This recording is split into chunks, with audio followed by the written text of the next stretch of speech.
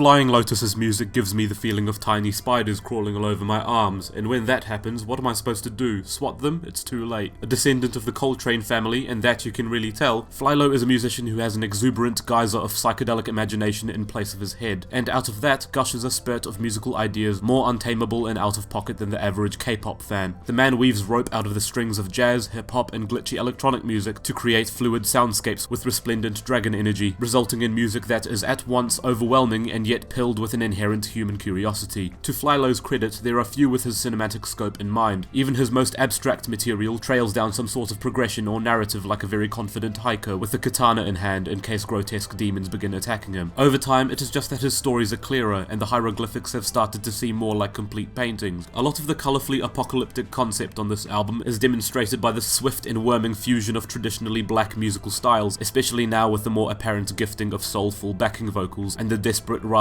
of George Clinton, who is now a step or two away from sounding like Mermaid Man. The general sense of impending doom, danger, and loss of direction is an exact parallel to where we're at right now. Fire is coming. Didn't you hear Bill Nye? To be honest, a lot of the meaning behind this album seems wonderfully open to the imagination until it's actually being directly spoken into your ears by none other than David Lynch himself. But in fairness, if they were just going to hand you the backstage pass into the VIP room of thematic clarity, you may as well have the one and only David Lynch speak that to you about the impending apocalypse and the eventual fate of the world. I suppose Glenn Beck wasn't available. I was ready to believe that with an hour and 7 minutes split across 27 tracks, most of them instrumental, this would become a bloated package of nothing, in spite of the fact that it wants to be something, like a hot air balloon that refuses to take off. But this album seems less like a cohesive journey and more like several scenarios within a bigger framework. A panorama of a burning and desolate planet Earth in which zooming into one section of the mural reveals a new mural that itself can be explored. It's a little bit like that cover artwork we're looking at right now, even if it does look like the steampunk version of a page from one of those I Spy books. I suppose that You're Dead back in 2014 was a lot richer and more varied in terms of sonic ambition and whatever in the ether realm that Flylo wanted to clash together, but that album in particular lacked a lot of breathing space, and even though Thundercat did sing Can You Feel the Walls Are Closing In, it still had no reason to keep crushing me with synthesizer trills that barely tessellated together and instead had me dizzy, out of a clue what the album was even going for, and leaving my sinuses with that watery nasal feeling you'd probably get after snorting cum. The lines between what makes sense and what doesn't on You're Dead become blurrier than Damon Albarn on a roller coaster, and that is why at first Flamagra seems like such a relief in comparison, because it actually takes its time and as a whole ends up impacting as so much more than the sum of its parts. Heroes and Post-Requisite are the two tracks that fart the air of mystery into fruition, and it bounces and glissandos into a very cohesively and densely conjured soundscape. For the very first stretch of tracks, before Anderson .Paak swaggers into the scene to let us know that our selfishness as individual human beings is what prevents a lot of us from caring about progress, which is a huge lyrical step forward from his previous meditations on fake titties and pies. Denzel Curry holds one of the other highlights too, setting the doomy atmosphere with no restraint at all, but in a much more poetic and evocative manner that plays cleverly off the black balloon metaphor on Taboo, feeling a lot like an epilogue where everything went wrong.